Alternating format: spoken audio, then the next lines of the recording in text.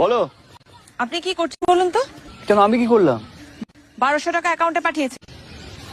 ওটা আমি নয়, মা মাটি মানুষের সরকার পাঠিয়েছে, লক্ষ্মীর ভান্ডার। কি?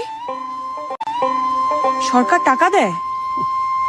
জেনারেল হলে মাসে মাসে 1000 টাকা, আর SC ST আদার্স হলে মাসে মাসে 1200 টাকা, যাতে গ্রামে গ্রামে মা বোনেরা স্বাবলম্বী হতে পারে। হঠাৎ ফেরত চাইবে না তো? ফেরত চাইবে কেন? এই তো এখানে কতজন আছে যারা লক্ষ্মীর ভান্ডার নিয়েছে, দেখবে। এই তোমরা সবাই লক্ষ্মীর ভান্ডার সময় মতো পাচ্ছ তো?